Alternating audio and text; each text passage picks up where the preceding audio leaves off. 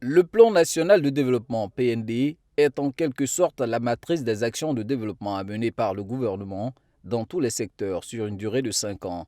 Dans sa troisième version concernant la période 2021-2025, le PND continue de se déployer, la mobilisation des financements se poursuit.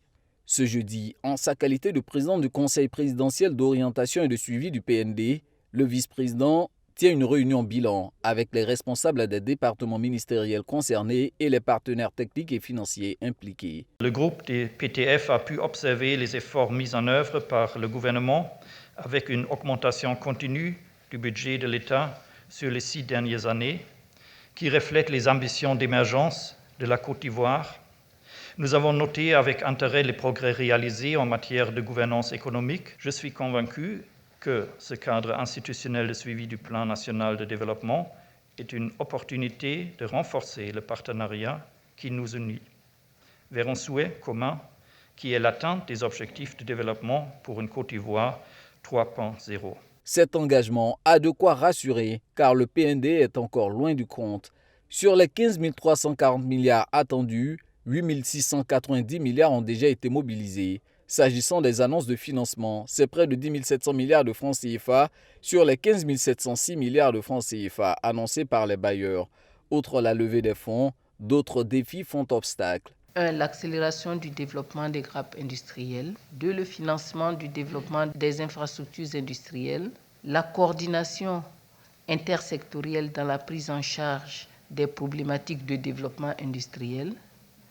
L'accroissement de la productivité du secteur agricole. L'amélioration de la qualité de service et de la garantie de la sécurité énergétique. Le développement des 10 pôles régionaux d'excellence de santé.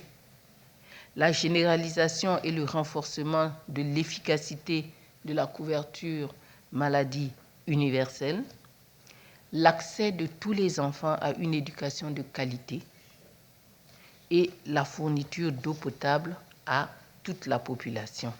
Afin de surmonter ces défis, Timoko Meïle Kone livre quelques orientations aux membres du gouvernement, entre autres la revue du projet de société baptisé une Côte d'Ivoire solidaire du président Alassane Ouattara, la nécessité d'assurer une bonne maturation des projets d'investissement public ou encore l'accélération des politiques de développement national du secteur privé et la promotion des champions nationaux. Toutes ces orientations visent à booster l'efficacité du PND. L'évaluation de la mise en œuvre du PND doit être renforcée tout en accordant une place prépondérante au ressenti des populations. Pour ce faire, il faudra veiller à améliorer la collecte régulière des données statistiques dans chaque région.